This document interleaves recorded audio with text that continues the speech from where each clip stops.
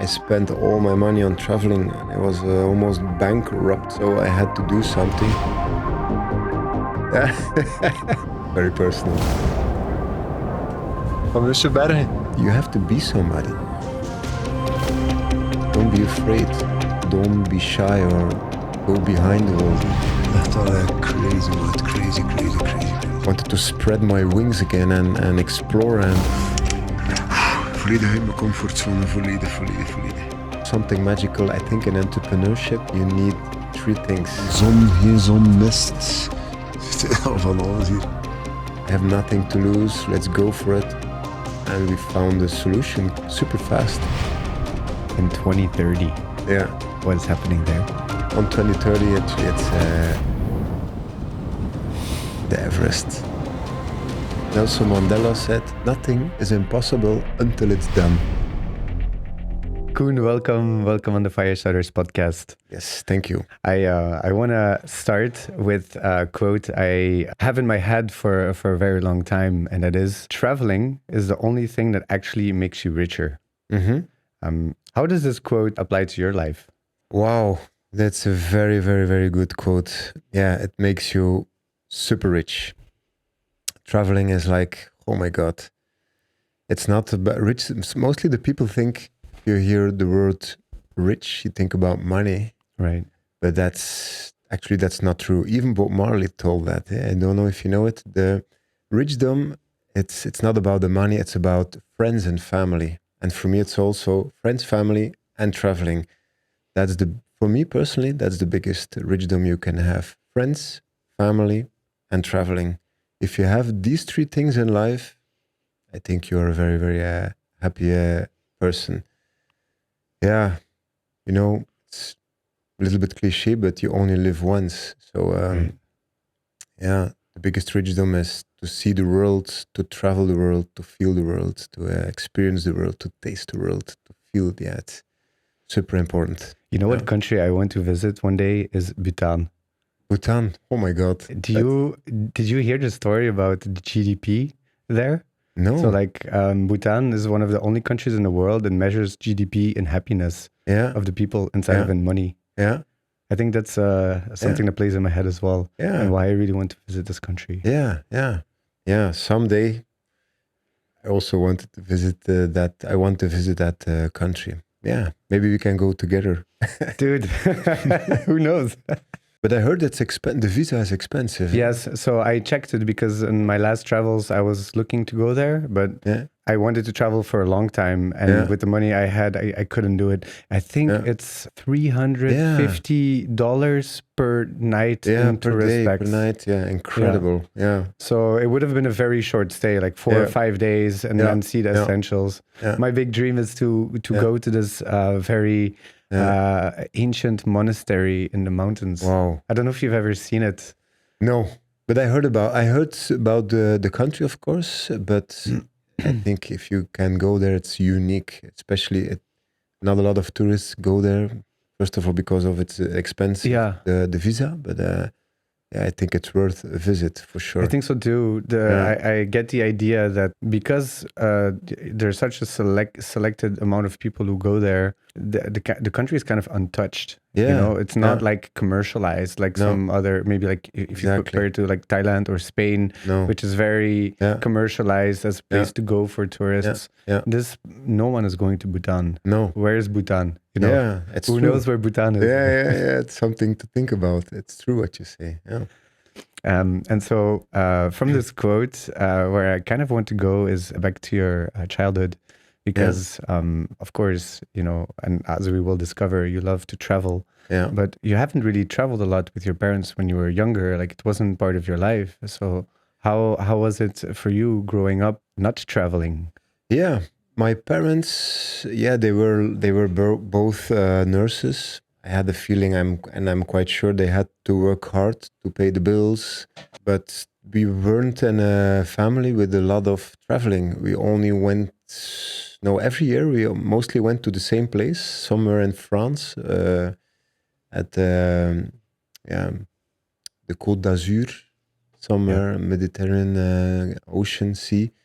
We always went to the same house, a house we could rent from a friend of my father. So, but I don't want to be unpolite to my parents because they gave me everything I could ever imagine. But yeah, that was in our life. We only went to the same place, and then winter time we went to the Ardennes in Belgium, also to the same place. So that was my world about traveling when I was still 12, 13, 14 years old. We always did the same thing every year again, and I really loved it because every year we went same house, there were the same neighbors, the same atmosphere, so it was okay. So, but maybe now you are asking me this. That's why maybe I wanted to discover a little bit more. Maybe That's it's where I want to go. yeah.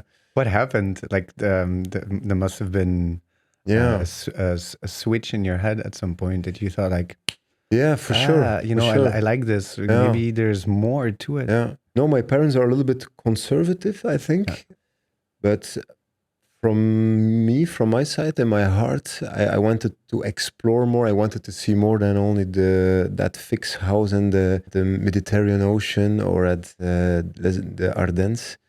But I wanted to see more, and I was always a little bit hungry to discover the world. So luckily, when I was 14, I could go to sort of a trekking in the mountains. That was my first experience with the mountains, to be honest. When I was 14, I could do that camp, like a mountain camp where you go from hut to hut. I think you know. And then we were 14 years old, and that really opened my eyes. Was like, man, there were like landscapes and mountains and valleys. It was Yeah. like, I still remember the moment. Yeah, you could look, if you have the sunset time, you have one valley after another valley. It was like endless, you know. I couldn't understand it when I was young. I was like, how far can you go, man? It's like it doesn't stop. It's Yeah. so, but I never was in the mountains. This was like when I was 14 years old was my first experience. We never went to the mountains. So I was like, whoa, I want to be there for longer time. I want to Mhm. come back. So, but anyway, that period we hiked a lot. We went from hut to hut. We had very basic sleeping beds, and Was it like yeah, a school camp or something, or yeah, it was like no, was a guy, a teacher, who organized with school hut treks and his private yeah area is in yeah personal initiative. And he asked to the school guys, if you want to go with me Mhm. this summer, you can join. So that's what we did. We were with like 10 people, all the same age, 14, 15 years old, and we were in the mountains, not really climbing, but more hiking. So it was a very very good experience.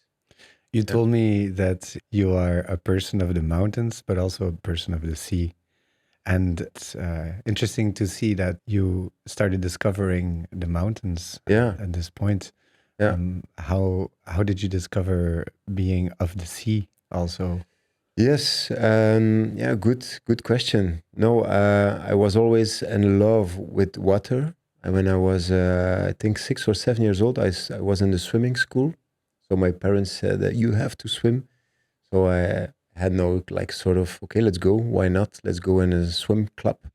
And then I start swimming, and after a while, I wasn't that bad in swimming. It's always hard to say, but I was like, I did competition and was a very good, hard period, but a lot of fun. But when I was 14, 15 years old, we were in a club, very competitive and swimming hard.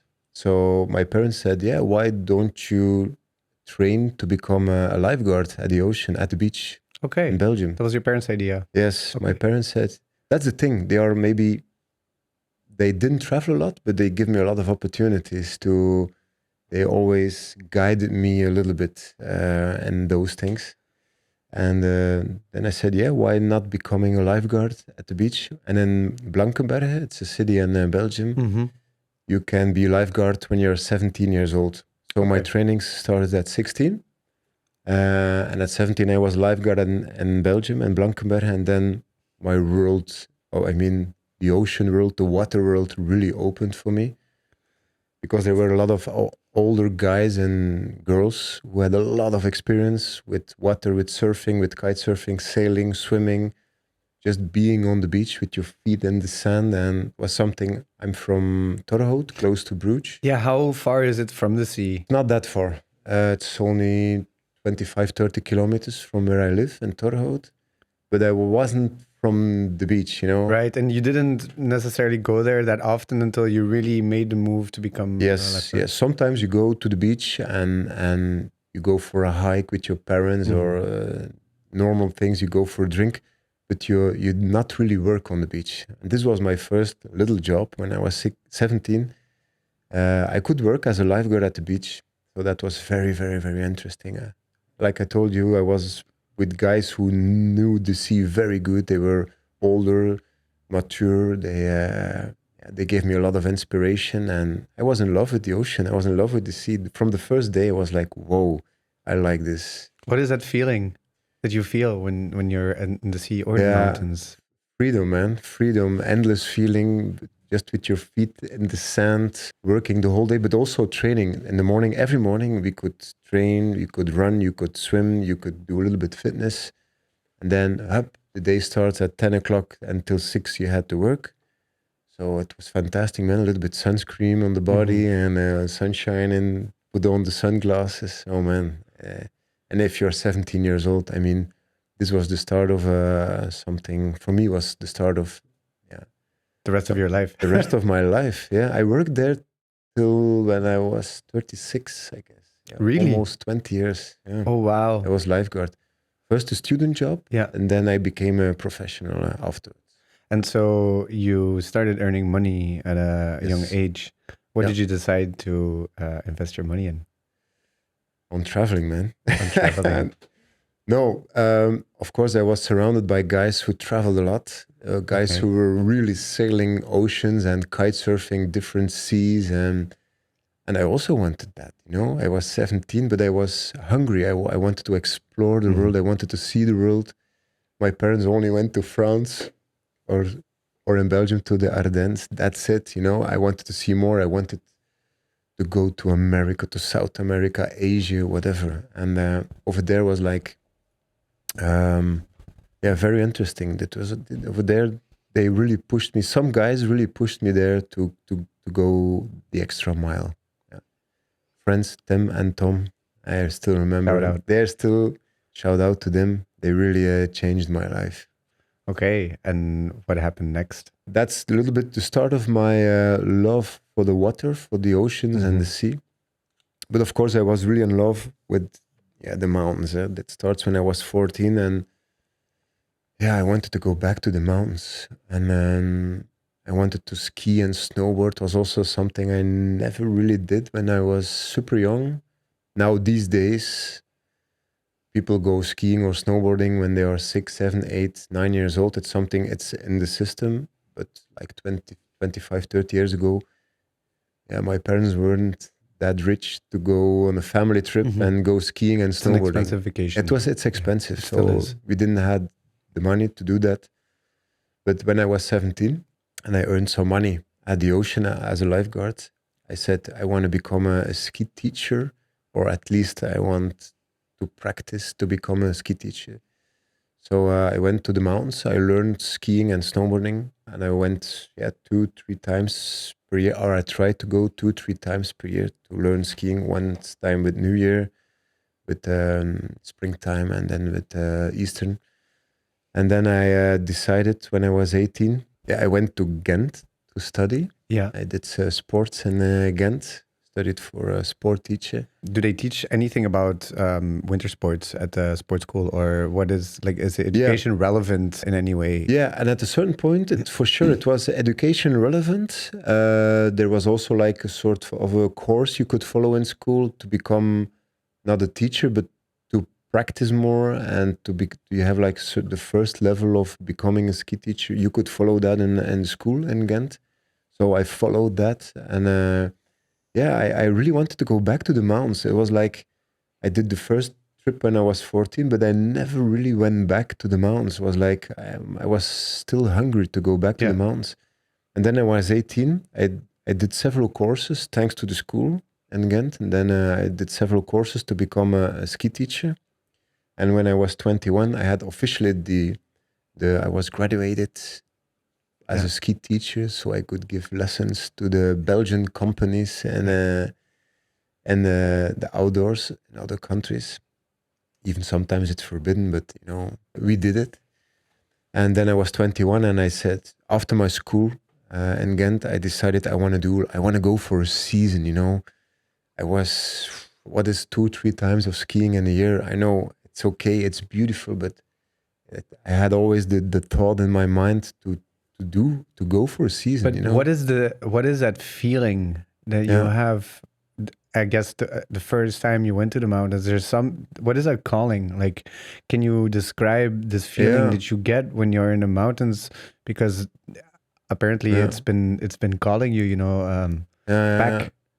Yeah, I know, I understand, and it's a good question. It was like I was not satisfied. You have the feeling sometimes you have it, you are not satisfied, and I had it. I was like, I wanted to go back to fulfill that mission, to be for a longer period in the mountains, because it was so powerful. For me, it was like I wanted to be there. I wanted to live there for a certain moment. But what was so powerful about it? Feeling the wind, the power of the mountains is something. The cold, be with your feet in the ground, to touch the snow, feeling the speed of skiing, and but actually, I'm have more feeling with snowboarding. Right. When I was 21, then I learned snowboarding at quite older age, but I could ski. So the snowboarding was the step was not that big. And then when I was snowboarded, my world really opened. It was like, okay, this is it. This is the surf feeling, the kite surf feeling, the skateboard feeling, the longboard. Snowboarding was like, whoa, now I really want to go for it. So I trained hard. I did 5 years season. So I gave ski and snowboard lesson. Between which ages? Is this like for 18 to 24 or something? Yeah, so from my 18 to 21, I studied in Ghent. And from my 21 to 26, I was in Italy. So I did 5 seasons. I worked in Italy for a Belgian tour operator. The name is Ski World. I think it still exists. But they had a lot of hotels in Italy. And Val di Fiemme and Val di Sole. And we did the management of some hotels, and our clients came with buses, and we had to give activities and ski and snowboard lessons. So that was our main task, to give them the trip of their life. The people arrived, and we had to give them the trip of their life. And that was something like, I really loved that, because they booked a dream, and we could give them the dream. That's. What was your role in that early stage? Obviously, you were teaching, people to ski or snowboard. Yeah. But were you more than that? Like, because you say that you are giving them the dream, the dream vacation. Were you more than that? Were you also maybe like a little bit like an animator, or how are you involved more than just a ski teacher or a snowboard teacher? From my side, I also really wanted it to give them more. It's not only, sometimes in life you have tasks. If you have your boss says, now you have to do this and this, but if you really love your job, you will automatically do a little bit more, I think. And that's the thing I also did. I was in Italy, so I was in the location, I was in the mountains, so I could do the job I loved. I could animate the people, I could ski and snowboard. So you go not 100%, but you go 200% every day. And it wasn't even work for me. It was a hobby, fun. And every day you had, of course, the thing, if you can teach something to somebody, it gives a lot of energy. I think people will listen to this podcast, they will recognize it. Yeah, it's fantastic if you can teach something, because I became a teacher, ski teacher, and afterwards a snowboard teacher. So I was happy I could give this energy and this techniques to them. And then you can go with these people who in the beginning of the week can't ski or snowboard, and at the end of the week they can ski. You can travel with them through the mountains. Yeah, That's that's something. amazing. It's not. Yeah. I mean, if you are like an English teacher and you teach someone English, and maybe at the end of the week you can't speak English, Yeah. and even if you could, you just still be sitting Yeah. there. But Yeah. if you teach someone like a physical thing, like Yeah. it's quite impressive that you at the end of the week you can Yeah. actually Yeah. together Yeah. go and on adventure. And Exactly. that And it's not only the physically thing, it's also mentally. Some people are, of course, in the beginning, it's very exciting. And some people are really scared. And some people say, I can't do that. But if you can teach them step by step, it's also something, it's a connection you have with the Yeah. people. And they talk about their friends and family and about their travels. And you get to know the people very good from, yeah. So you went through this period, and obviously the next question I'm going to ask you is about your first business that you started. Oh, yeah. Something that is very much in line with this experience you had can I call it student? As a student? Yeah. Yeah. What happened next? Yeah. Fantastic to talk about it. It's a long time ago, but it's the reality. And so when I was 26, so I worked for 5 years in the winter times in Italy and in the summer in Blankenberge Mhm. as the lifeguard. And then came the time, okay, what's next? So first I decided with my girlfriend, who is my wife now, to travel 2 years around the globe. And afterwards I decided I wanted to go back to the mountains and to have my own ski and snowboard company. SnowBite, it's the name, was the name, is the name. Does And it still exist? it still exists, yes. Actually, I'm super proud of it. It's like, yeah, it's a long story, man. Where do I start? It's Maybe I can and help you because yeah, you told me that we made a huge jump because the yeah, traveling 2 years is not nothing, yeah, right? yeah, yeah, But let's just continue with it. You told me when we were calling, before yeah, that you came back from traveling from such a long time, yeah, and you saw people around you, who were achieving different goals in their life than yeah, you were. You were a traveler yeah, and you had that, but some people, maybe started companies, or some people were already working for a long time, saving some money up. The yeah, world of the non-travelers, yeah, the yeah, thuisblijvers, yeah, people yeah, who yeah, stay yeah. at home, they also continue with their life, and it felt as if you maybe were missing something Yeah, when you came back. Is that yeah, part of the reason why you decided to yeah, start something on your own? exactly. No, if you travel for 2 years, you have a lot of time to think, of course. Mm-hmm. What's next? What do you really, really, really want? And I was almost traveling for 10 years at that moment. Oh, traveling, I mean, living in Italy, giving ski and snowboard lessons, working as a lifeguard at the beach, do some other travels, whatever.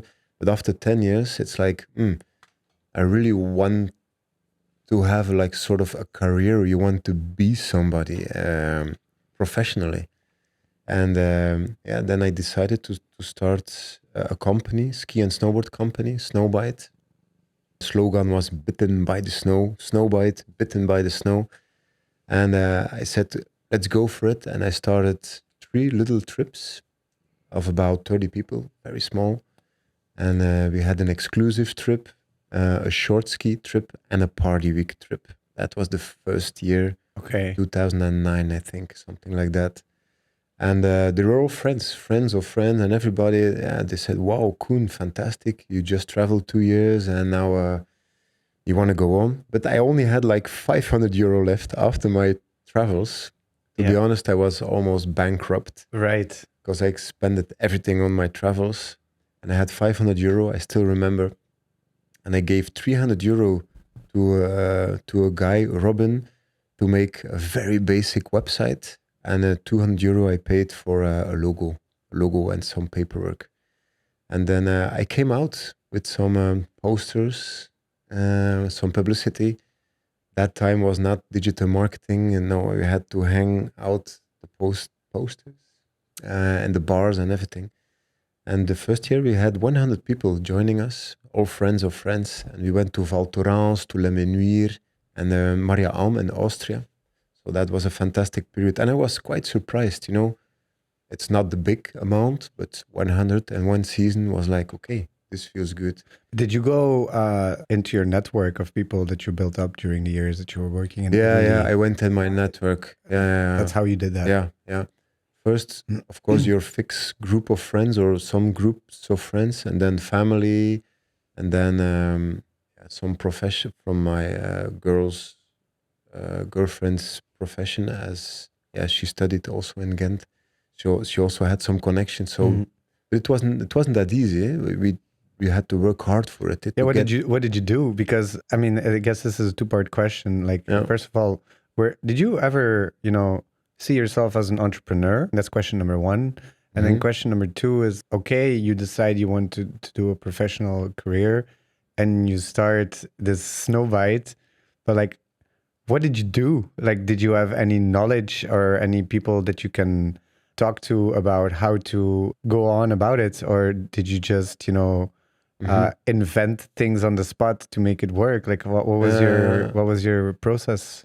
Yeah, the process is now was if I was an entrepreneur at that moment, I think a little bit, but actually it's hard to say because I was just a young guy, you know, who had dreams and I just wanted to live my dreams and I wanted to make something and build a career and I wanted to become an entrepreneur, I think. And the second thing is I had passion. I really, really had passion. I didn't have the knowledge. You can't study somewhere to become a tour operator because that's what I did. I organized trips the first year. First year was 100 and more. But I didn't have the knowledge to manage that. And that is something you have, but I had the passion. But that's something you have to learn. The knowledge is something year by year. It's about experience. Every year, learn a little bit about what are your mistakes. You become better. You practice better. You have experience. So first year was good. We had like 100 people. But the second year we had almost 300 people. That was like, whoa, what's happening? And the third year we had 500 people. Were you doing this all on your own? Then no, only that's also something magical. I think in entrepreneurship is, I believe in the story, you need three things. You need an idea. That's very important. I think you understand you need an idea. You need good friends who help you for free. That's very important. If they don't help you for free, in my situation, it would never work. And you need a little bit of money to start up. You don't need a lot of money, but just like make a website, make a logo, and and the base on these are the baseline things at that period. But I talk about 15 years ago now. Okay. That these are the three main things I really needed that, and I was lucky I had those three little things, so I could go on. But of course, thanks to my friends, really believe me, they were so happy. I traveled for 2 years and then I came back, and I think they were a little bit happy that I was back in Belgium. And what's next, Koen? I said, I want to try to start a company, ski and snowboard company, SnowBite. And people believed in it, so they really helped me to make publicity. So thank you guys to them. Shout out. Did you really build on the knowledge of your first experience? Is there some things that you thought that this organization you were working for as a student wasn't doing right? Like, did you make some mental notes like, oh, this can be better, this can be better, this can be better? Is that how you came to the idea of doing that? I imagine that you wanted to do something with traveling, and you use your experience as a teacher in snowboarding and skiing. But what's the link between the experience you had in this new company? Because it sounds similar in a way to what you were doing. No? Yeah, what's the link? It's the thing is, I spent all my money on traveling and I was almost bankrupt. So I had to do something to earn a little bit money. So And winter time for me was quite clear, but I was lucky I could work at the beach again in Blankenberge as a lifeguard. So I worked there for 6 months a year. So the other 6 months I could really like do like a sort of trial and error with the company I just started. So Okay. yeah, it's a So good you had some question. room to breathe. Yeah, I had room to breathe. Even though I wasn't financially, I didn't had a lot of money. I pumped the first 5 years of my company. I didn't earn anything, Really? nothing. First 5 years, nothing. Because with, yeah, we always gave free lessons. That was our target. So, I mean, this was special about our company. Everybody could follow free lessons. So we had the animators, the ski teachers with us, and the people could follow free lessons. And that was very good because the people had a one-on-one connection with the teachers, with the guides who were with us, and the parties were insane. We gave a lot of free drinks, but really a lot. And the people talked about it. At that period, I'm 100% sure people talked about it. And So it grew with word of mouth yes, from 100 to 300 in the next year. best publicity you have. I agree. These days, yeah, It's always been that way, no? The word of mouth is the most Yes. trustworthy Yeah. way of. Yeah.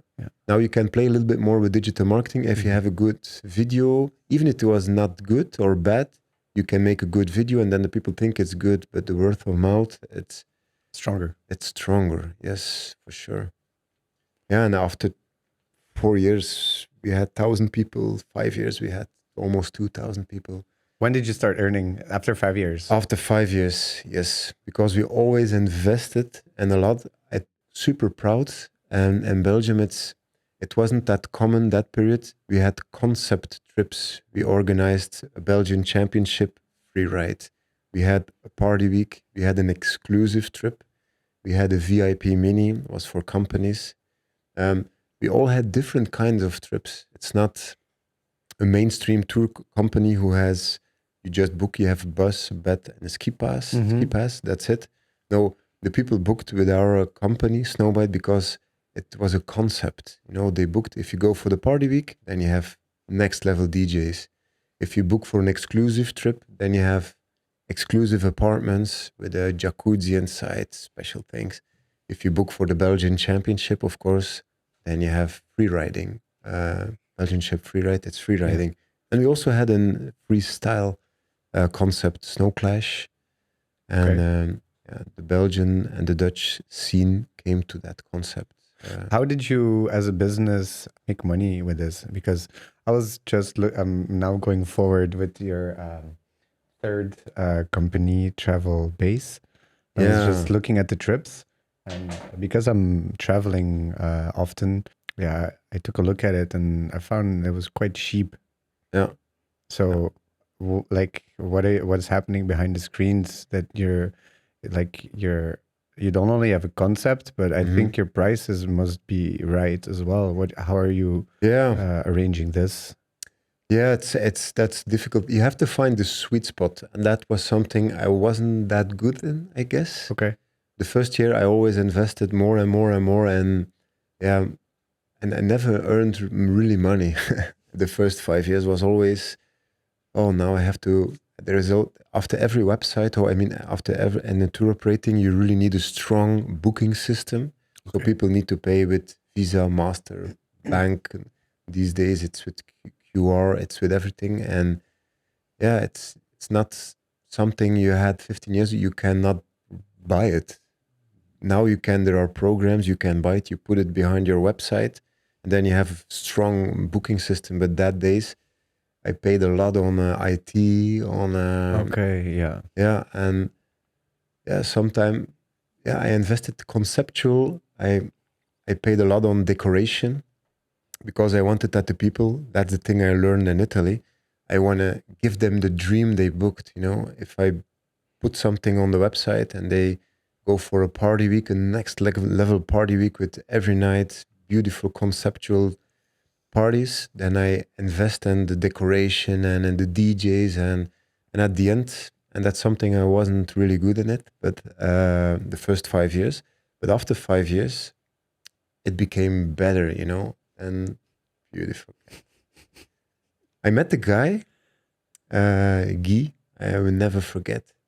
And he worked for a very strong company in Belgium, man. And I bought a lot of beds and ski passes and buses from him. And but anyway, he stopped that job. And I met him in the middle of Paris. I was on a city trip with my girlfriend. And in the middle of Paris, I think at 10 o'clock in the evening, he said, "Hey, Koen." I turned around and looked, and there was Guy, a guy who was really strong. He was the man of the numbers, man. He was like, I'm more the man of the concepts, the decoration, put the team together, a team player. I really need a team to make it work. And he was the man of the numbers. He was the man of, okay, if you have this budget, if you have 1,000 people or 2,000 people, this you need. So, and he was, so we met in the middle of Paris. And he said, yeah, I'm looking for an investment. How are you doing? And I said, yeah, SnowBite is booming. Now we have 2,000 people, but I don't earn any money. He said, yeah, let's work together. I buy some shares. So he bought some shares. I said, okay, we agreed. Few days later we had a contract, and then for me everything changed because I had something behind me. It was I could fulfill my dream. I could put what I had in my mind on the website, and he had the numbers and could mostly stop me a little bit. It was, but practically, how did that work out? Like, what does it mean? Like when he buys shares, does it mean that he has a say in the business now? And he's going to give you financial advice, or like how did you practically play it out? Yeah, you do of course you do a very, very big meeting, and you make you divide the tasks, who does what, and then you start a company. Officially you have to start a company, you have to pay taxes. That was a big step for me. I remember. Yeah, he had the idea to work with me for a few years. Oh, really? Yeah. He said, "Look, Koen, I really believe in your story and your dreams, but you really need somebody behind you who is good with the numbers. And can we work together?" And of course, I said, "Yeah, let's go." It was like a gift. It was for me. It was a gift. Yeah, for me. So we worked a few years together. I think in total we had SnowBite for almost 10 years. And then he said to me, "Look, Koen, now it's enough. I want to stop it. It's time for you to spread your own wings and you have to go on." But it's a long story, man. It's with ups and downs. It's not only straight, rocket in the air, but it's with ups and downs. And but we are still friends, and that's good. So he left the ship after a few years of working together. He made everything perfectly smooth, and at that point it was a company. We had 3,000-4,000 people that moment. So 3,000-4,000 people traveling working with us. Okay. Yeah, only in wintertime. Okay.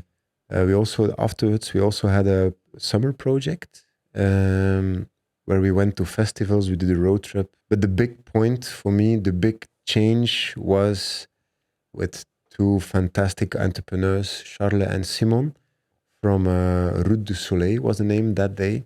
And they started that moment a little company, Travelbase. But the thing was, these guys, they were visionaries. They wanted to go on a European level, bigger, stronger, higher. And it wasn't for me. I was only Belgian orientated, Flemish. I never had the idea to go European, but I had a quite good relationship with Charles. He's like, together with Simon, he was the captains of the ship. And every year we had like a little meeting, and after a certain moment, we said, yeah, why do we work against each other? Because they were very strong in the summer. So wait, let's just take it back for a second. So you know them purely because they were kind of like your competitor, or were they friends or something? No. You were on each other's map, and then you just sat down at some point. Yes, okay. Yes. That's very important. But the thing was, was I had a lot of respect for the things they did in summertime because it was very conceptual. Mhm. They did big hitchhiking trips to other countries. They were like, whoa, man! It was like what I was doing in the wintertime. They did in summertime. So yeah, so we were sitting together. We discussed together and said, yeah, why if you are very strong in winter and Travelbase Rue du Soleil is strong in summer, let's work together. And then that for me was like sort of a dream. I said, okay, man, wow, why not? I have nothing to lose. Let's go for it. So we talked about the money thing and we found a solution super fast and we signed the contract. And then we went on for as a team. And so your money man left you Yeah, before this. yeah. Were you now the new money man, or did you have someone else now in your team fixing the contracts and things, or is it just you who's making the deals and the contracts? And of course, imagine you have a lawyer and stuff for the contract. Yeah, for sure, But for sure. is it you who made this deal with them, or is it, or did you have a partner, new partner, helping you out with this? No, that's something we decided together. It's again, Okay. you do a big meeting, you sit together, you talk about all the different tasks and the different ways of working. But the thing is, I had super good ideas, but working, then I became in the new company, Travelbase. It's like it was a dream machine. It's like, but there was a structure to create your dreams, to fulfill your dreams, to put it on the market, to create websites. But there was also a financial department who's organizing everything. So it was very good organized. They had the financial department then. Yes, Okay. yes, yes. Okay. And the very beginning was only one person, but now Okay. it's very, very, Yeah. very big. But the thing was, you could put your dreams on the market. That was something I always, when I had SnowBite, it was difficult because you can have dreams, but then there's also the financial part, and then it was so busy. I was also a workaholic. I worked 60, 70 hours a week easily, but it never stops. It's always, yeah, it's a hustle to become on that point that it's, yeah, that you earn, International. Yeah. yeah, that you earn money easily. But in Travelbase, it was there was the structure. You had the captains on the boat. They could, yeah, play. They could do the right things on the right moment. And Mhm. but now it's huge. Yeah, now it's Travelbase. Now it's you have like 80,000 travelers now. And how many people is working for the company? 100 people Okay. are working now. I want to take it back for a minute here because something that I find really interesting is you Yeah. call yourself workaholic. Yeah. And so you can work really hard and really crazy, but not call yourself workaholic. Yeah. So why do you call yourself workaholic? Yeah. What happened? What is there? Is there a pain point somewhere in your life Yeah. that made it so that you? I mean, if you look at workaholism, like it, Mm-hmm. the previous podcast is about work, about addiction, Yeah. and Yeah. he was a workaholic, Yeah. and so we had a whole conversation about it, and so you trigger me Yeah. by saying that Yeah.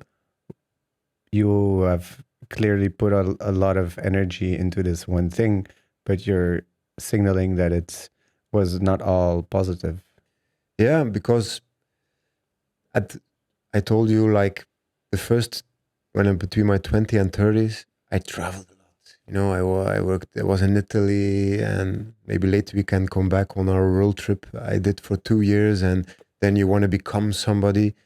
But then between my 30 and 40, I only worked, and then I say, yeah, okay, I'm a workaholic because I this was my life. It was my mission. I loved my work. I couldn't stop it. I wanted to become something or somebody. And people text me and emailed me, and immediately I wanted to give an answer. And I was lost in my own job. I think I was. Yeah. Were you missing something? Yeah, I missed something. What did you Yeah. miss? I missed the real traveling again. I You were really missed. talking about it and letting other people do it, and you're like, where am I? This whole travel thing. So I made for 10 years dreams, and I wanted to do this and that, and I put it on the market. I made websites of it, and the people booked, and so many people booked, and with planes and buses. But the thing was, after 10 years, between my 30 and 40, I also wanted to travel again. I wanted to explore the world, what I did when I was between 20 and 30. So that was for me a super big mind change. And there was also Corona, of course. Did your like a kind of aha moment happen during COVID and because of COVID, or did it happen before, or did it just happen simultaneously? Yes, while you were already simultaneously. thinking that, then it happened. Then you are at home and you have time to think again, like when you're on a trip. You have more time to think, but when there was Corona, oh man, we were so productive with the company. I mean, behind the scenes, we were, okay, there's Corona. We will not sit down. And I know this is very atypical for the Corona time, but we worked hard. We created new concepts. We knew there was a time Corona is done, then we will be ready. You believed in it because at some point, it seemed like it would never get back to normal. Everyone was a little bit afraid. You didn't give a shit. You're like, it's gonna get back to normal. Yeah, it will get back. Yeah, because I just sold my company to Travelbase. I bought shares. SnowBite is a part of Travelbase now.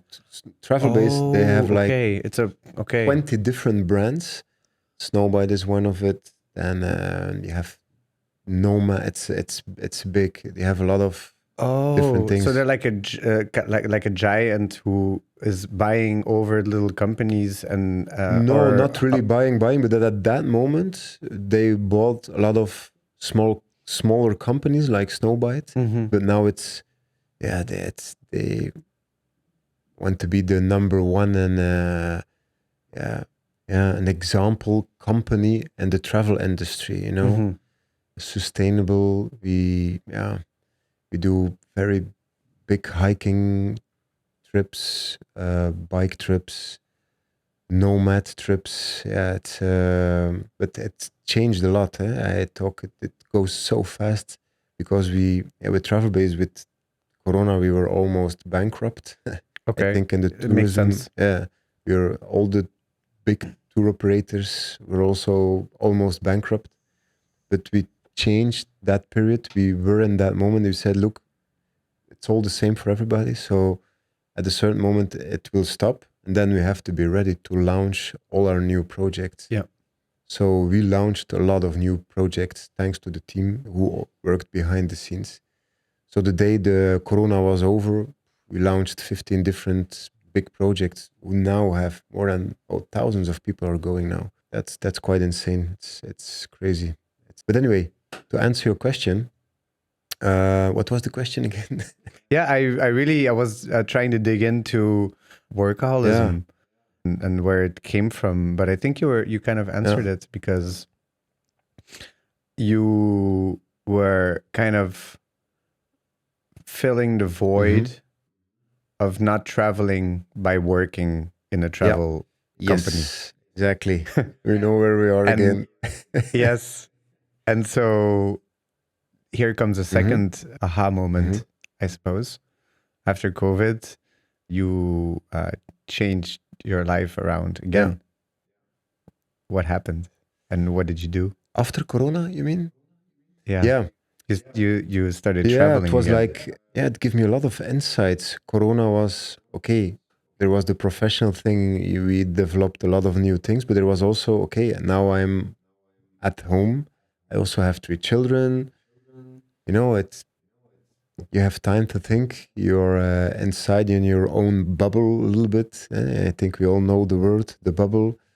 And and I became 40 years old. Maybe it's the midlife crisis, or I'm quite sure it is the midlife crisis. And I wanted to travel again. I wanted to see the world again. I wanted to spread my wings again and explore and what the things that I wanted to do when I was between my 20 and 30. So yeah, I decided to, yeah, I had to think about it. I know it was like maybe a little bit a difficult period, but at every depth, there is always a little light at the end of the tunnel. So I decided to see the world through the eyes of the mountains and the oceans because these were my roots. I talked about it in the beginning of this podcast.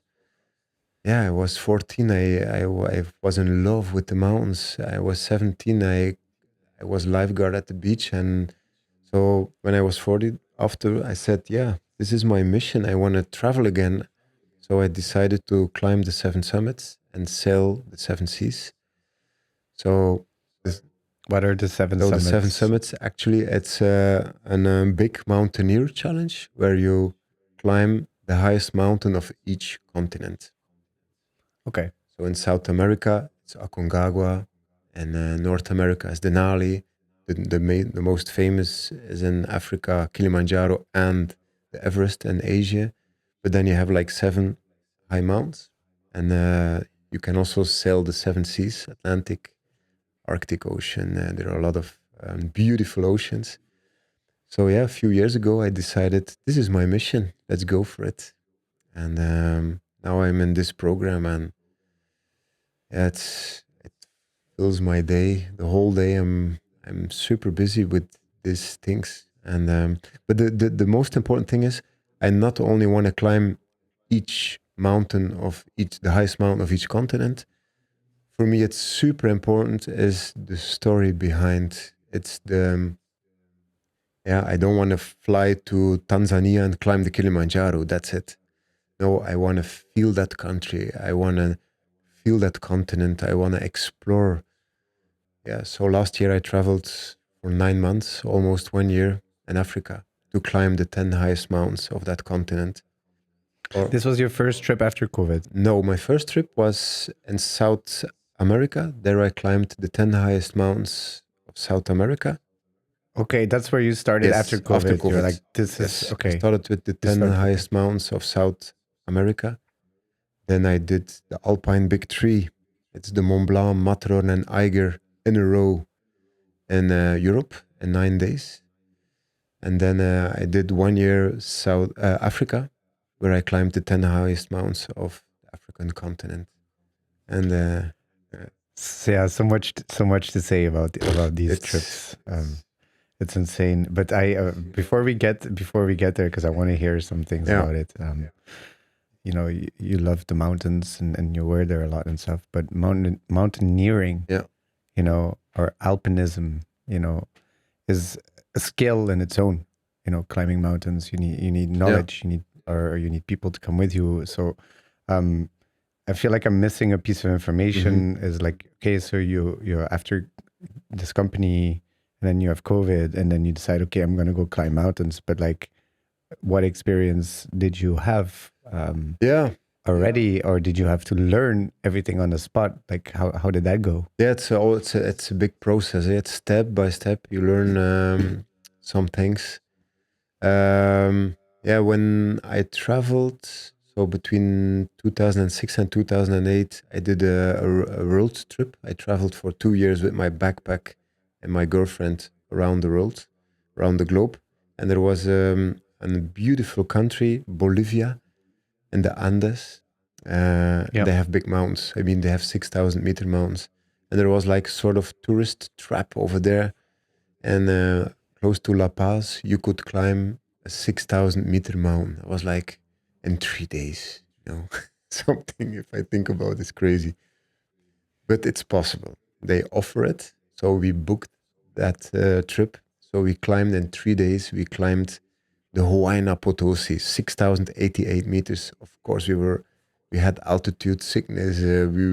We felt really bad, and we had actually it's not good that they offer it, but we did it.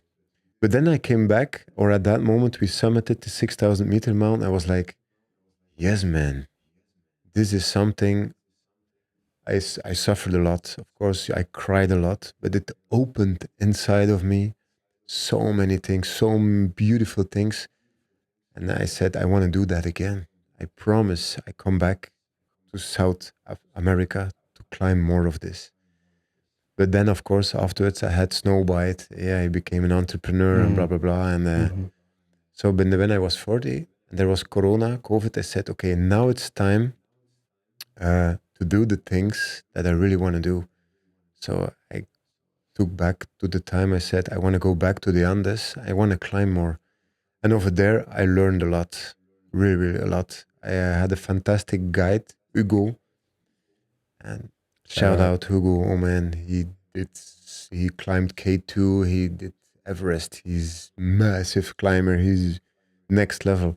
And he learned me so many things from scratch.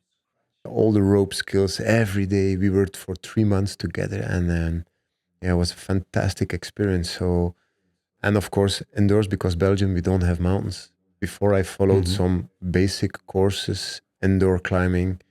You have some levels, level 1, 2, and I could also follow some courses in the mountains and the Alps. If you're very dedicated, you learn a lot. In a few weeks, you really can learn a lot. Of course, you miss the experience, but the experience you have it when you go out.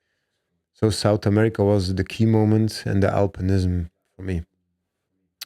And of course, I worked 5 years as a ski teacher, snowboard teacher. So you know the mountains a little bit. You know how to move. You pick up on some things, but not everything, of course, because it's a different type of. Because skiing and snowboarding, it's not alpinism. It's something different. It's, but you understand. You know, you are a little bit in the world. Yeah, but then, you did 6,000-meter mounts. You did Aconcagua. It's the highest of South America, and you feel good, man. You feel after 10 mountains, you say, I want more. I want to, explore more. I want exploring more. You did also in Africa. Yes. Tell us about this trip. Because it was a dream when I was younger. It was a dream, of course. I don't know if people have it, but I think some people have it, is to travel. For me as a boy, I wanted to travel like Indiana Jones through Africa and see the wildlife and see the jungle, the rainforest. And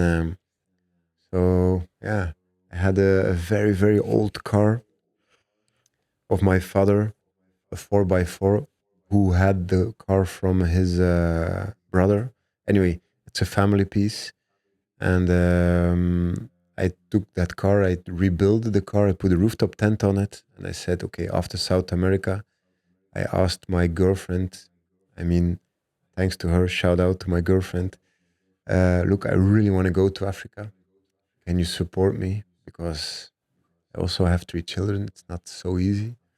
But she agreed. She said, yeah, you can follow your dreams. We will try to come. We passed by several times. So I could follow my dreams and go to Africa for a year. How did that conversation go with your girlfriend? Yeah, I was lucky, of course. I traveled with her for 2 years. So we did the world trip. She is very empathic. She understood because we did that trip together. She's a doctor, general practitioner. She doesn't have the chance to go for now at this moment to travel for more than 1-2 months.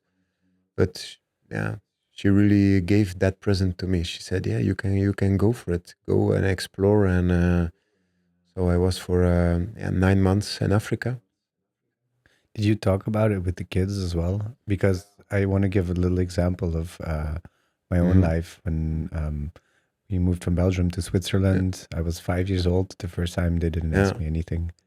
The second time I was 12 or 13. And then my parents said, like, you want to go to America. You went to America? To try this. Wow. Yeah, I was living there for 3 years. And how old were you then? So between my 12, 13 to almost 16, you remember. only 3 years. I remember my life because they're in stages. I think if I lived my whole life in one country, I would have much more difficult to remember what happened at what age. But I have clear étapes, steps in my life. And then the last time they didn't really ask us because now I'm going on a tangent, but the studies in America are really expensive, and so we had to come back. But for me, I wasn't always consulted about the big changes, and that's where my question comes from about your children. Like, how did you communicate with them, and how do they feel about it? It's the first thing in our house. It's very, very now very, very normal to talk about projects, about longer trips, vacations. But it's very important you communicate about it. So if I went to South America or I traveled in Europe or Asia or Africa now, I always try to show or as much videos or pictures as possible. So I try to visualize where I'm going to. I show the mountains I will try to climb. I show the countries. So the kids, they can live with me together. And the good thing that is very important is these days you have WhatsApp. Even in Africa, almost at every mountain, there is like a little bit connection or some. People think Africa, there's no connection or you have to watch out, but that's absolutely not true. The internet is working way better than here. Was very, very good. Yeah, you have to be open. You have to be honest with your children. And I have 3 daughters, so I think I have the connection. Father daughters is always something special. I think, or they say it's special, but I believe it. And I believe it too. I see how my sisters are with my father. It's and I wasn't away for 9 months. They also came to Africa to join my trip. In which age ranges are they? 6, 9, and 13. Okay. Yeah. Okay. Yeah, and even now in 1 month, exactly 1 month, I'm in Alaska. I start with my Alaska expedition, Mount Denali. And even now it's 1 month. It's typical 1 month before the project. Now they ask a lot of things. Do you feel they are getting really, really close? Ready. They're getting ready mentally. You feel it. They make paints for me. They make little surprises. I come home with little surprises or... it's nice. It's very, very nice. Very special moment. It's like a transition period because they know in 1 month I will be gone. Not forever, of course, but for 2 months and a half, I will be in Alaska. But they can follow me very, very close. That's important. I was gonna save this question for last, but now that we're talking about it, let's see his role as a father. I prepared for this. What values do you hope to pass on to them? Because you're involving them in your process is one thing, but ultimately they're going to get older, and this lifestyle that you have now is going to have an impact on them.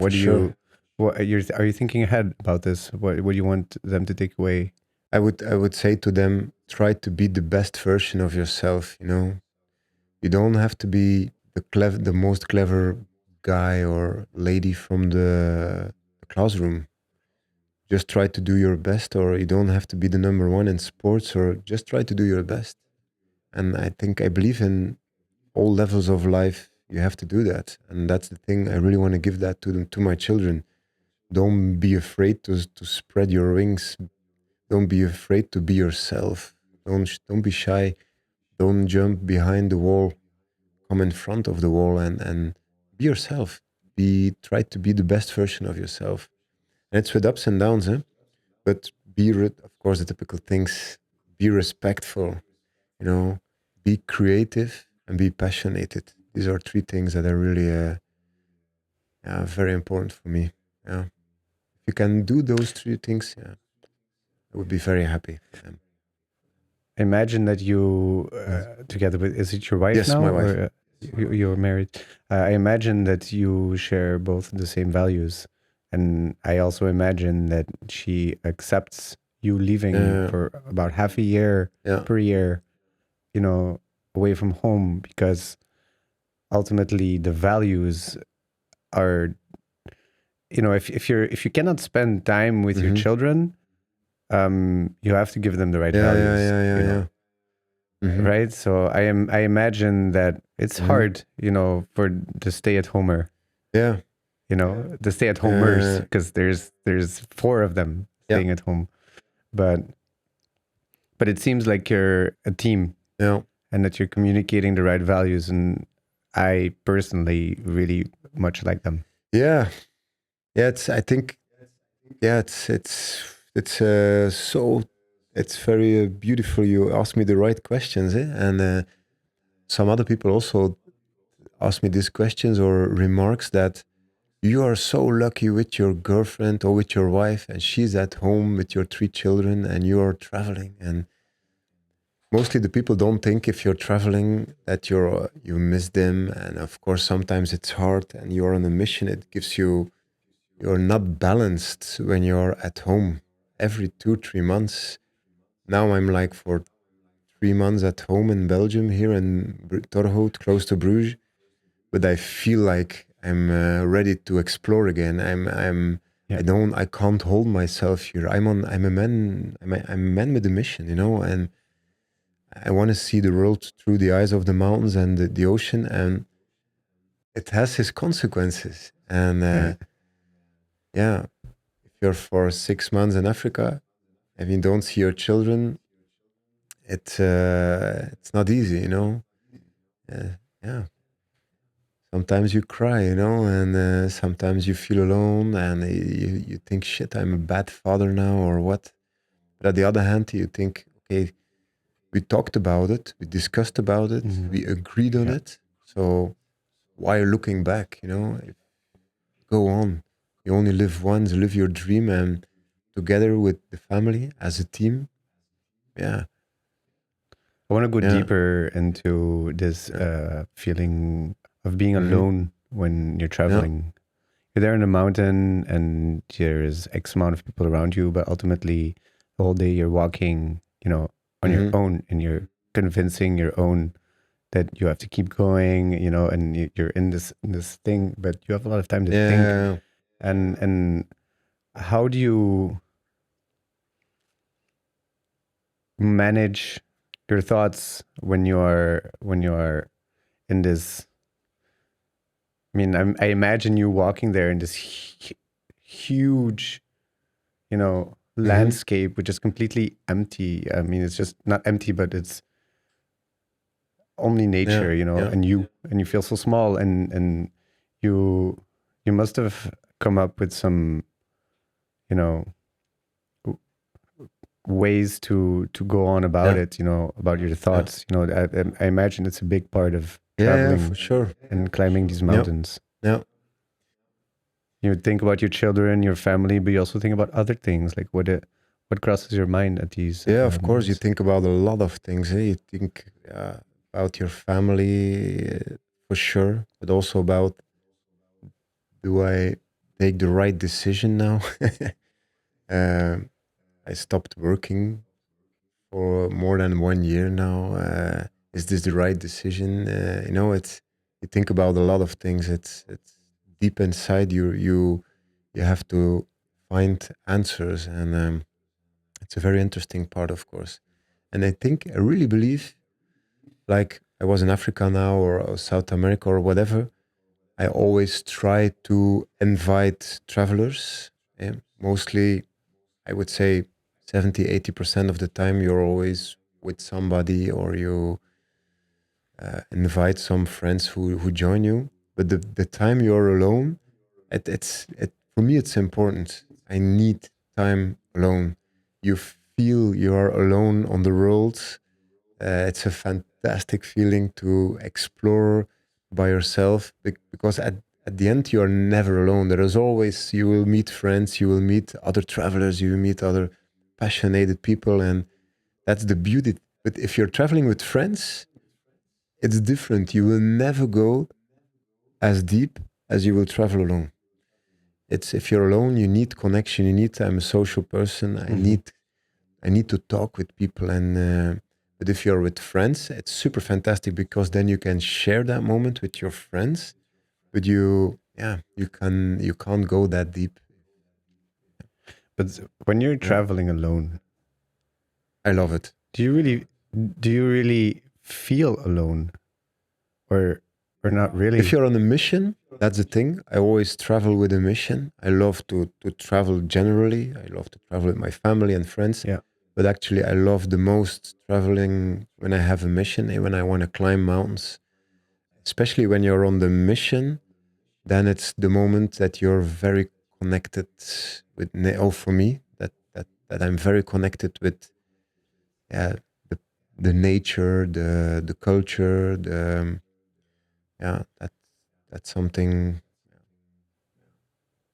Do you almost consider mountaineering or the mountains as a religion?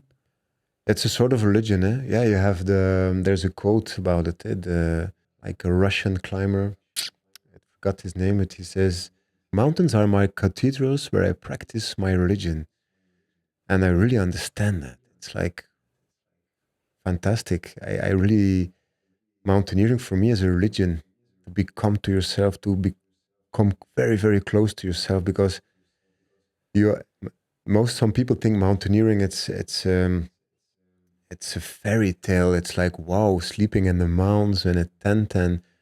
But yeah, mountaineering or high mountaineering, it's hardcore, man. It's suffering, but it's your own choice, eh? It's your own. Yeah. But and when you suffer and you don't sleep, then for me personally, I come very close to myself, and it's I find it so interesting because as humans, we all yeah, suffer, but the ones who choose to suffer willfully have a different yeah, experience. And that's where I'm trying to get to.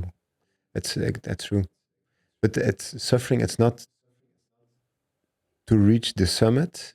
Of course, it's important. Of course, it's but more important is the journey. That's the typical thing. We know that.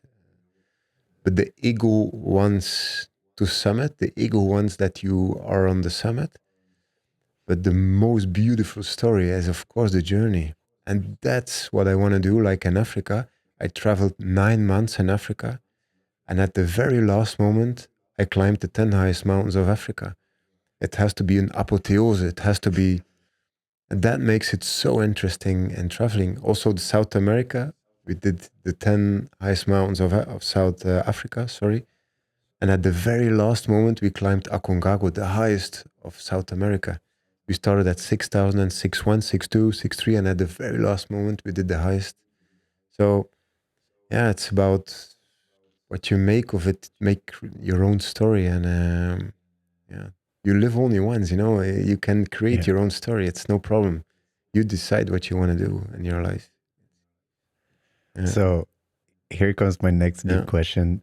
So you are, climbing all these mountains, and it's not for the faint-hearted, right? You go through some hardships, but how has fear played into this? Like, what are your biggest fears? Because I was watching one of your two recently released YouTube videos. You see some rocks falling down. You try to make it to the top, but back down, and the sun is setting, and you don't want to climb in the dark, and there's a bunch of dangers, and you kind of start to see the fear creeping up, or losing self-confidence. Like, how do you deal with those kind of feelings? Well, if you have some fear moments, then of course you really feel alive. It's something.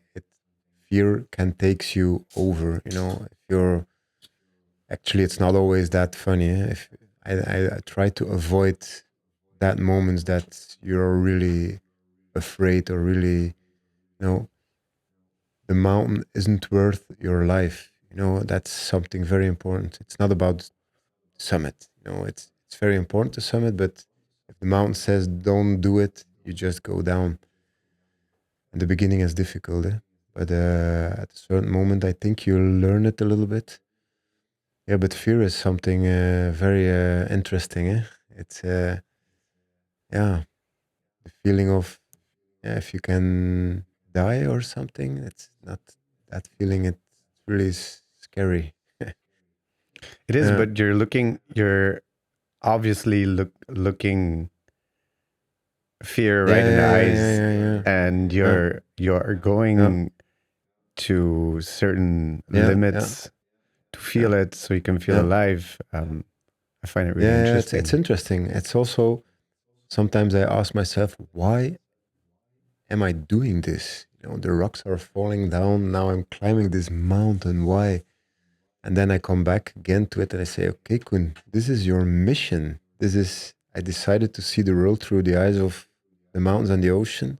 Of course, you have to watch out and you have the right gear, you have the right people around you, or sometimes you need a guide who helps you. And this gives me so much depth in life, next to sort of next level depth you can only feel if you like doing this. But don't dance with the dead, you know. It's like Yeah, just find that point, and yeah. yeah, at a certain moment, if you do it a lot, you find that point. You feel like you can dance with it. I'm very happy I can talk about it. When I was in South America, I always said that quote: "Try to dance with the circumstances." That's so important. Even in life, it's also. But even if you, yeah, climb big mountains or you want to sail oceans, yeah, you have to dance with the circumstance. Don't panic. Don't. You will not die to sleep one night extra somewhere or in the Hmm. mountains. Yeah. Just How calculated are your risks? Like, like how much certainty is percent certainty, and how much percent uncertainty goes yeah, into balance when you make a choice? yeah. I always try to do it as safe as possible. To be honest, we in mountaineering you have a lot of good gear that can help you to make it quite safe. Sometimes I had in Africa, I had to survive one night at 5,000 meter. In the middle of the night, it was minus 15 degrees. We didn't have a tent or sleeping mat, only a little a sleeping bag, but super thin because it's Africa and we'd use it in the jungle when it's too hot. And it was also for me the first time I had to sleep in the middle of the night at 5. We couldn't go down because it was too dangerous. It was dark and it was, yeah, sort of forbidden to go down. You're rappelling in the dark. It's yeah, not Not done. advisable. Not Yeah. done. So we had to sleep in the middle of the night at 5,000 meter. And in the beginning, I was like, okay. Then you have like, okay, it's minus 15. It's cold. You are afraid. There is fear. But on the other hand, you think, look, we are with three people together. Let's make the best of it. We will not sleep. I'm quite sure. We didn't sleep. But we Yeah. had the best. And then we said, but tomorrow we will have the best sunrise ever. So the Yeah. whole night we were shivering next to each other. Oh man, it was cold. It was cold, man. And You guys yeah, had we had to to stick lock up. together, stay together. Yeah. And of course, every movement of each other, you feel you're here. Yeah. And we slept on stones, so there was not a flat place. It was like all with stones. So you sleep on your back, on your side, whatever. But we didn't sleep anything. So, but at 5, 6 in the morning, there was a beautiful sunrise. Our toes were completely frozen, but we said, "Yeah, we survived the night, and now we go down." And now that was a fantastic memory. So the thing is, we danced with the circumstances and we made something Hmm. positive about it. And keep the mood Yes. high. Oh, I'm so happy you asked me this question because this is part of the adventure. This is the adventure. That's why I'm so addicted about those things. It really feels me alive. I go in depth with those situations. I really hope it will never. Oh, of course, you have don't take the risks too high or something. But Hmm. this gives me a reason why I'm living these situations. I Yeah, understand that, and yeah, that's why I asked and you the that's something question. also with sailing because I'm not really experienced in sailing. I'm just a beginner. I did it a few Hmm. times, some weeks, but I think crossing a big ocean, it's also something that gives me goosebumps now, but it's something I really want to do. I want to try. I want to give not my life, but I want to give my heart and my body to to undertake that. You know that. You know how some people have like a to-do list, Yeah, of things they want to do in their yeah, life. yeah, You know, there. is equally a list of things you really don't want to do. And Yeah, for yeah. me, one of them is I will never cross the ocean Yeah, I with can a imagine. I sailboat. can imagine. I can. This is just, it's not for Yeah, me, you know. yeah, It just makes me laugh inside, yeah. but I nevertheless find No, it. I can imagine. I think I find it more Yeah. crazy because it's on that I don't want to do No, this no, no, list, no. you know. And if you tell me you want to do You have that, another list. it's Absolutely crazy. not doing list. Yeah. Yeah, One other thing I would never want to do is work in a supermarket at the exactly. cash But I register. also think I have this kind of lists. Huh? It's you. I never thought about it until I just said it now, but like it's really something I don't want to do. Anyways, I want to get into your future projects. Yes. We talked about your past. Yes. We talked about your kind of current situation of traveling. We explored some depths of what it takes to travel. Yeah, man. And so now you're really on a roll and you're going strong and you want to keep going. And you have a few interesting projects in 2025 coming your way. Yes. So you are going to go to Alaska. Yeah. You're going bike packing, as you call it, Yes. along the borders of Belgium. Yes. You're going to do some kite surfing Yeah. and some sailing. Please take us through these next few crazy adventures. Wow. Oh man, beautiful. Now, Alaska is the first one, and 1 month, exactly 1 month, I go to Alaska to climb Mount Denali. It's the coldest mountain in the world, and yeah, it's in the last frontier, Alaska, the last state of America, the very high north. Yeah, and there you have on the North Pole, really on the North Pole circle, you have the Mount Denali. It's 6,200 meters high. And special about this mountain, it's one of the 7 summits. So that's one that's on my list. I really want to do it. Yeah. And you have to do everything that mountain. You are self-sufficient. So there are no porters or Sherpas like you have in the Himalayas or the Andes or Africa. You always have porters. It's in the culture that you can use the power of people to carry your stuff. But in Alaska, it doesn't exist. So you have to carry everything by yourself. So you have your own sled, you have your own backpack, and yeah, some other crazy people who try to summit that mountain. How many crazy people? We are 6, 7 people in total. Okay. I'm very, very, very happy with this team. It's an international team, so we don't go with an agency or it's not organized. We created that team by ourselves, and I'm very happy because there are a lot of world-class climbers in this team. I am the less good, I think. Some people climbed Mount Everest, Lhotse. There is a woman who climbed 14 8,000 meter mountains who went to the South Pole and the North Pole. So the level is very high. So I'm very happy I can join that team to experience this spirit to the fullest. Is there a specific way to divide tasks within the team, or does everyone carry the same responsibility? There are, Is there a medic? You know, for No, example, you know. No, there is no medic. You have your first aid with you. We have sat phone, Garmin Reach, the typical standard things if you go on big expeditions. Now it's also a national park, Denali National Park. That means there are rangers, there are standby, there are helicopters. That's the good thing that go till 4,000 or 5,000 meter, not much higher.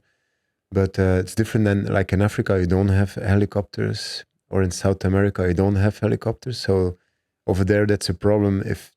If you have to be rescued, you don't have, Right. But in Alaska, it's America. It's quite good organized. Okay. But the thing is, you have to carry everything by yourself. So you don't have a Sherpa, but you have like a lifeline. Yeah. You have a shit sled. Goes south. Yeah. Or sled. north. Yeah. No, the sled. It's one of the most physically demanding mountains you can climb because the sled is 40 kilos and the backpack is 25. You take your own food for 1 month with you, everything you. Let me just try to understand this. So you have a sled, but you're climbing a mountain. At some point, the sled is going no further. No. What happens then? Yes, then you put the sled. You leave the sled at the highest point. The highest point where you leave the sled. It's about 4,500 meters, I guess. Yeah, it's a massive glacier like Mount Denali. It's before you go to the summit. You have glaciers in Europe, but that's like there are like 10,000s of glaciers in Alaska, and the Denali Glacier where you go, it's like immense, big, huge. It's so over there you can go with your sled till the highest point that is possible, and then you take your backpack and you go up. But you have to go to acclimatize. You always have to hike high and sleep low. So you do like transition. You do like right. You're going up and down. Yes, you go all the time up and down. You go to 4,500, but you sleep at 4,000. And the day after, you go always a little bit higher and you go back. So yeah, it's a logistic process. Climbing Mount Denali, it's extremely logistic, and it's physically demanding, but it's not technical. But yeah, that's always difficult, dangerous to say. Like Mont Blanc, it's also not technical, but if you climb it, it's a job. But it's not a technical climb. But which means you don't have to have crazy like ice cliffs to climb, or there's only technical means climbing more. Is that what you mean by technical? Multi-pitch with ropes. There's only one section. It's the head wall, and over there you have fixed lines. That's the good thing about the national park. There are fixed lines, so you can put your Jumar on it. Then you can pull up yourself. Jumar is like a clicking thing. Yeah, clicking system. And like the famous big mountains like Lhotse, Mount Everest, K2, you have mostly fixed lines. Yeah, otherwise people die over there without fixed lines. They are trustworthy? Like, because I heard you say in one of your clips that, oh no, they put these ropes up last year. I don't know if I can trust them. Are those trustworthy ropes in the... Yeah, like Alaska? In Alaska, mostly every year they put new fixed lines. In Africa, they don't do it. Okay. In Africa, you just climb and you see. In Africa, you have your own rope with you, so you use your own rope. But the anchor points are mostly quite old. So if you see that the anchor point is too old, you put a new anchor point. Okay. Yeah. So you can belay, so you can go down or go up. But in America, you pay for a permit. National park, you enter. Permit is about $500 per person. Per person.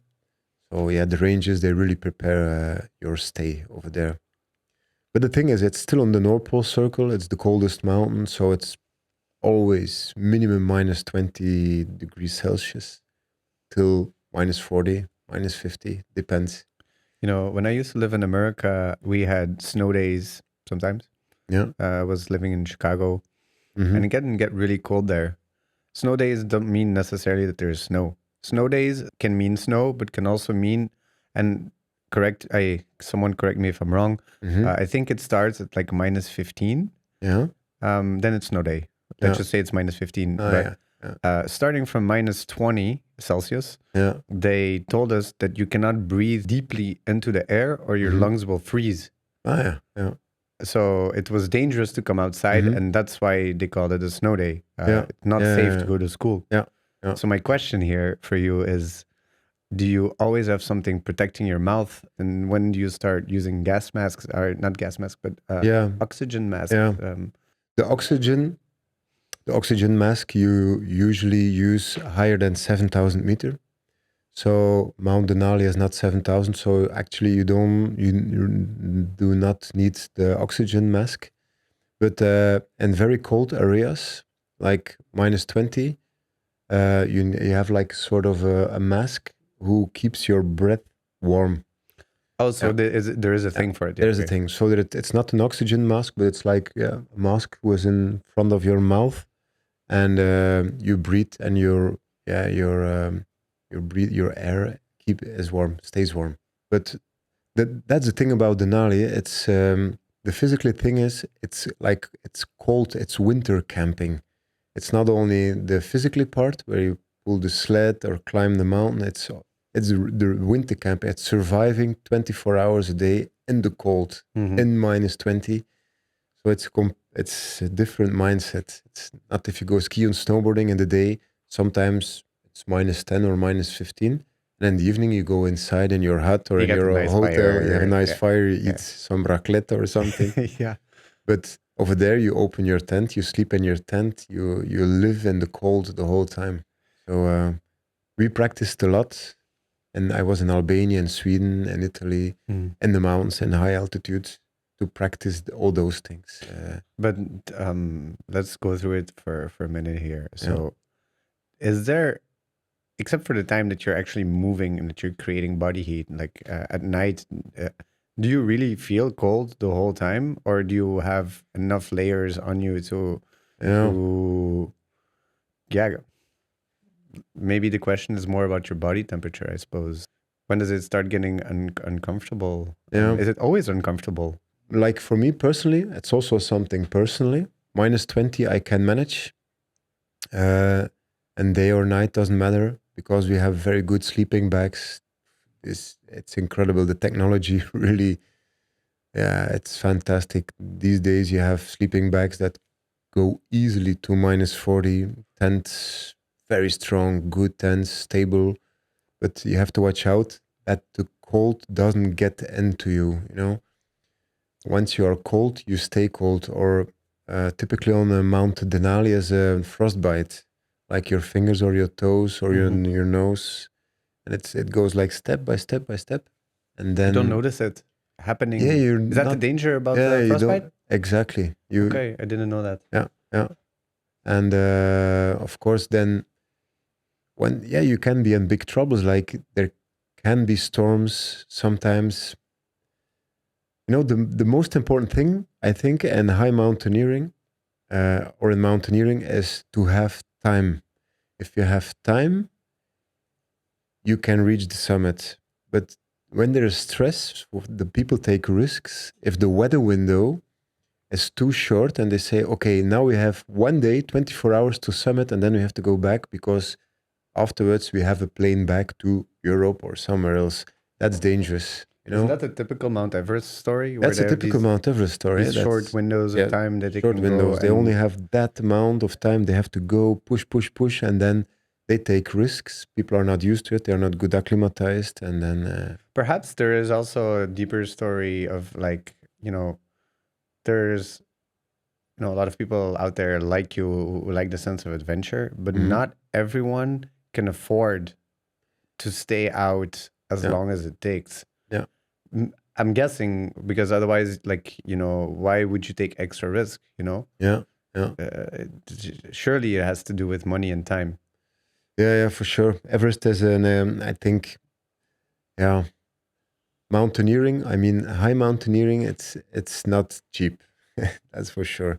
And Mount Everest, it's a commercial mountain. It's for me personally, it's on my list, but I don't know exactly when. I really want to do it, but I know what you mean. It's people with a lot of money. They climb Mont Blanc or Aconcagua, and they think they can climb Everest, but it's not 8,000. It's almost 9,000 meters. You know, it's insane how difficult it is, and people put oxygen masks on, and the porters, the Sherpas, they carry just to reach the summit. And that's something I don't want to do. I respect the different steps. First 4,000, 5, 6. And then let's have a look how it is on 7,000 and maybe 8. And then you can go on. So you wouldn't use a Sherpa because of the way you are programmed or the way you think? There are some solo climbers who try to avoid Sherpas, but I think it's best to take a Sherpa in my situation. Okay. Because it's the culture. It's good to have. These are not our mountains. We don't know. They have the experience, but it's quite far from my bed for the moment. But it's something Himalayas for sure. I want to do it. But now it's first Alaska, and then maybe I want to do the Silk Road to India. step by step. It's all the small steps. You need to open the doors, little doors. Open one door, then you go to another, and you go to all different rooms. And and mountaineering for me personally, the last rooms are the 8,000 meter mountains. It's another world. Eh? It's What happens after uh, you've reached the highest point? yeah, that's a good question. The highest point of the world, it's Mount Everest, but But you go that's to not. space afterwards. That's maybe not the highest point of your life. I mean, at the other hand, it's a mountain. It's just it's part of your life. You're following is climbing mountains, and it's also beautiful to climb Alaska, Mount Denali now, or to climb Mont Blanc or Matterhorn or Eiger. It's beautiful. It's something that comes free in your heart and your stomach and your yeah. That's the beautiful thing about mountaineering. I have this burning question inside Yeah. me. What if it fails? Yes. What then? Have you prepared? I really thought about it because with Mount Denali, I think I'm for 2 months and a half in Alaska. The expedition is 1 month. If it goes wrong, I go down, and afterwards I go up again, I think. Something like that. I really hope it's possible in one time, but over there I have time. But like the North Sea, it's like something, it's big. It's a big thing, you're not alone. We are with two kite surfers, then you need 3 boats with 3-4 people on it. You need a medicine or a doctor on the boat. Yeah. You need we are with at least 10 people. It's a big organization to do it. So if it fails, it would really be a pity. But when it fails, it's like that. It's like that. But I would be, of course, a little bit disappointed. Can you deal with losing? Because like you're so motivated and Yeah. like I mean, if you were a Formula One racer, you would be the dude that would always win, and when you don't win, you would get pissed off. I mean, I'm just making a comparison, right? No. Like Metaphoric, you can yeah. say it like that. yeah. So like I think it goes hand in hand with going to a big adventure to do something that is so crazy. Yeah. It's like as if there is not even room to fail in your head, but then thinking about it, like it's double. It's like the coin has two edges. Yeah, for sure, like for sure. If you really want to succeed in your mission, you cannot think about failing. Yeah, that's true. But I ask you the question anyway. Yeah. And maybe that makes you the true winner in a way, is that, and I think you've said it before, maybe I'm answering the question for you, but you say it's about the journey and not about Exactly. actually the destination. Is that then how you would take it? Yeah. Of course, I had some bad experiences with mountaineering. I mean, sometimes you can't summit, and in the beginning, especially in the very beginning, if you're not so experienced, it hurts. In my heart, I think I want to be a winner. Like, of course, you want to reach the summit, or you want to cross the English Channel, or make a goal, or in the football, or whatever.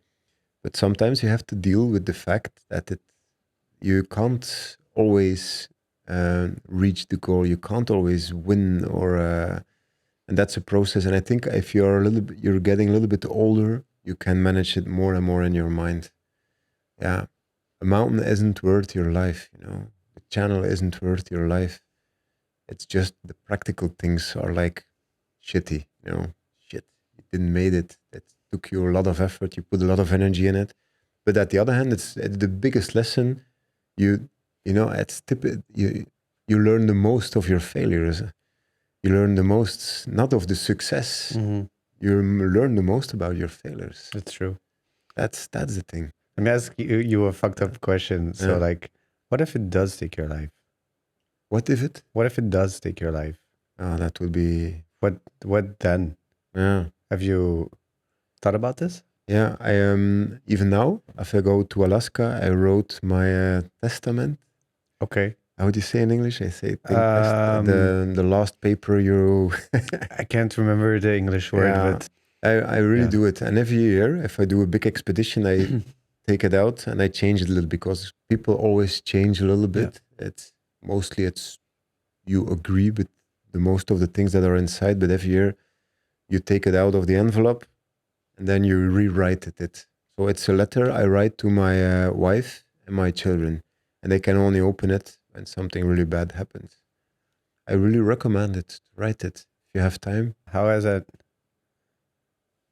affected or changed you after the first time that you Hmm. wrote this? I haven't written yet. Yeah, All I know is that if, or no, not if, but when, yeah, when yeah, I come to pass, I want my ashes to be spread yeah, in Varanasi. yeah, Varanasi yeah, is a holy city in yeah, India.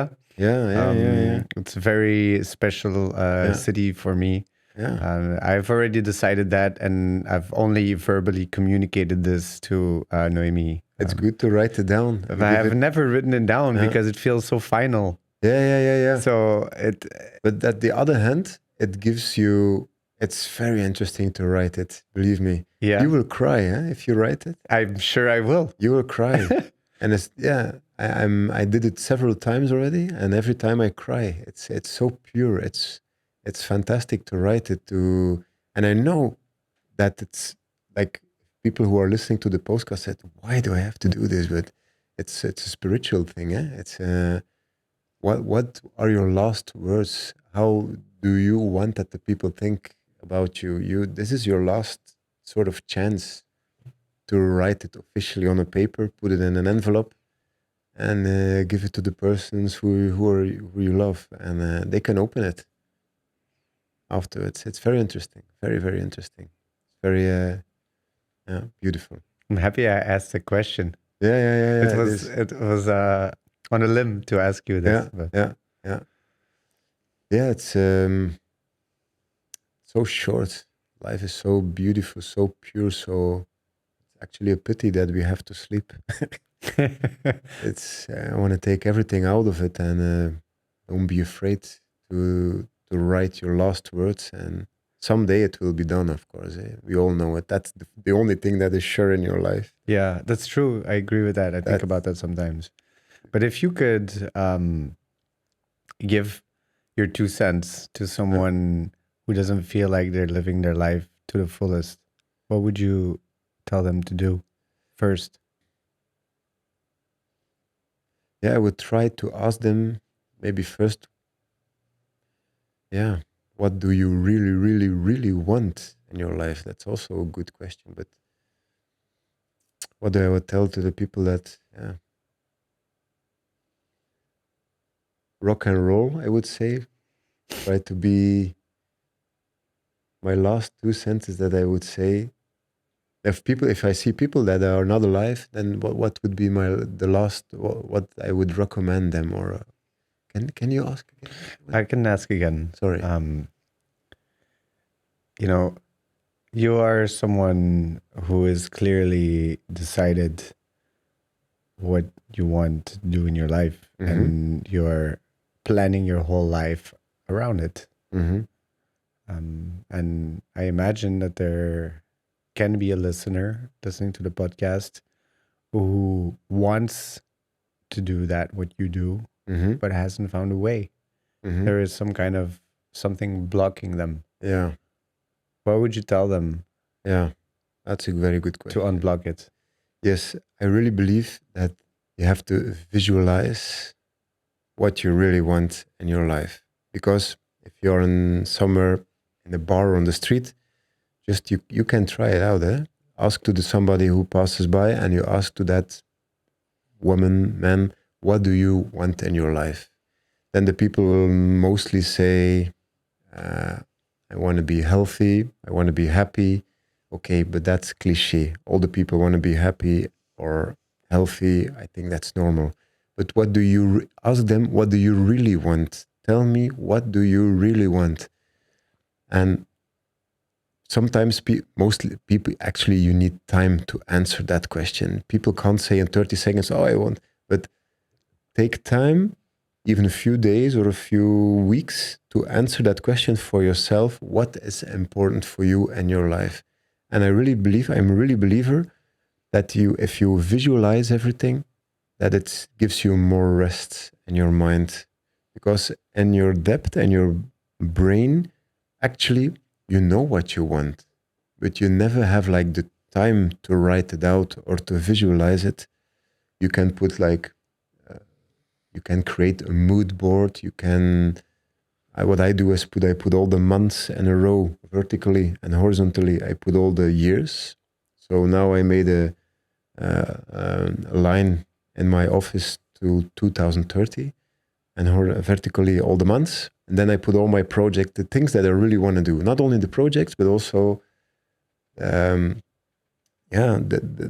little things that are very important for you. You can also put it on that mood board. And for me, that gives me rest, because if people ask me, what do you really want? Then I can ask it. Then I can tell them, look, for me, it's quite simple.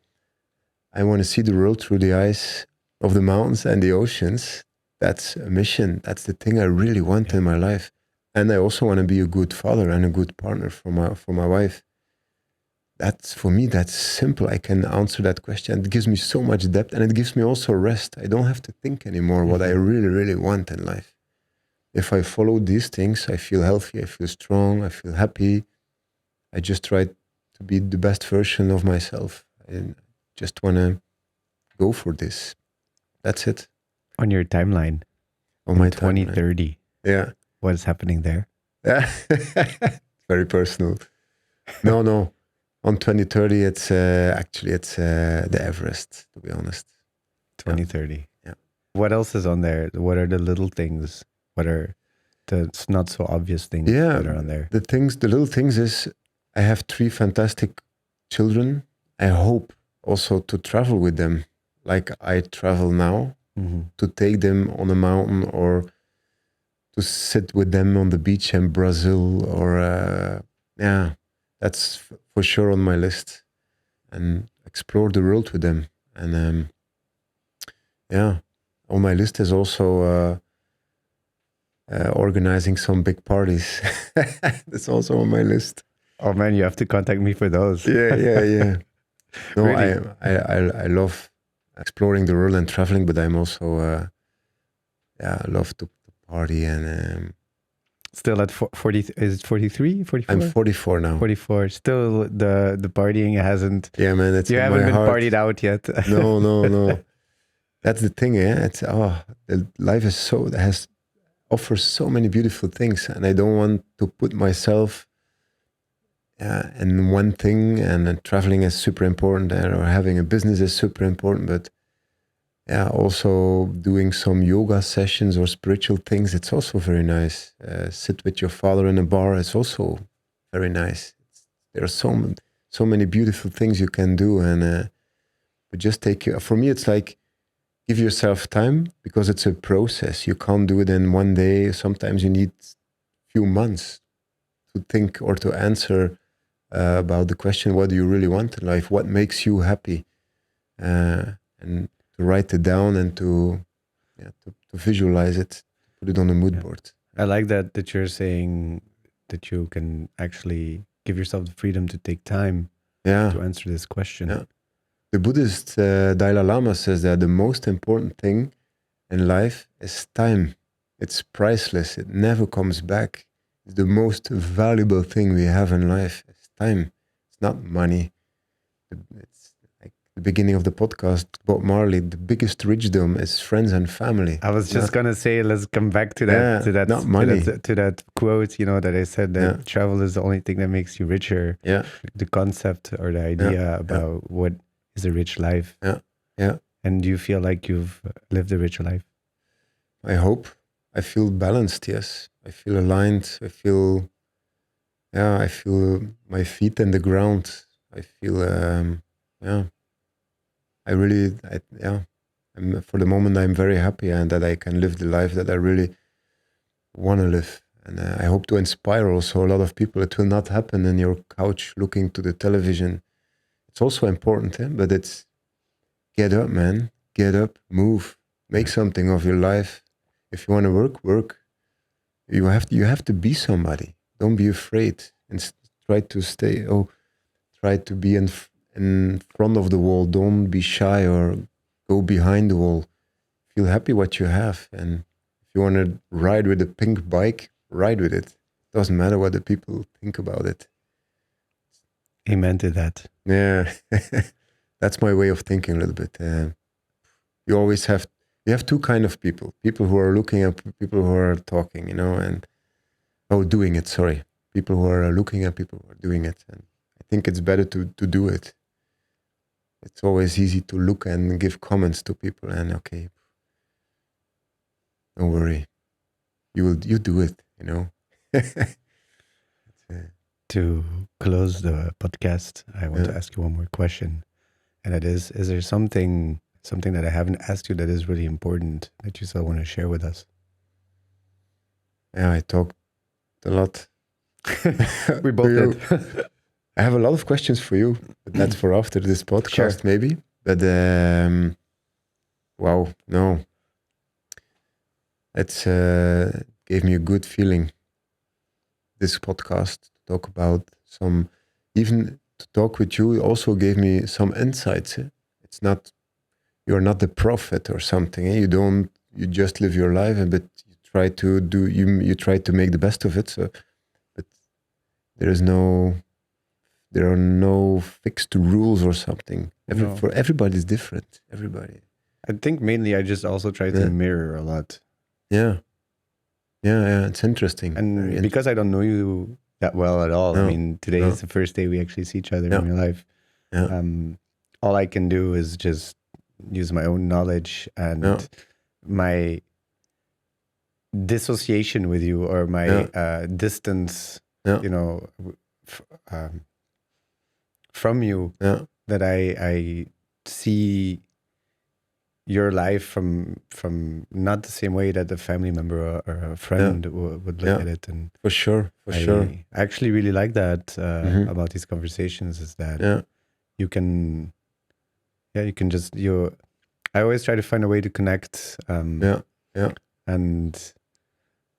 I mean, you've given me so much, so many great insights as well. And I learned a lot as well. That's why I do what I do. Thank you for telling me that you had something from this conversation, but ultimately really I also did as well. And it's amazing to have you here, and thank you for coming. Also think about the quote, like Nelson Mandela said, "Nothing is impossible until it's done." That's what you see in your videos as well, isn't it? I love it. Yeah, that's so, man. He was like for 25 years in jail. Nothing is impossible until it's done. Beautiful, man.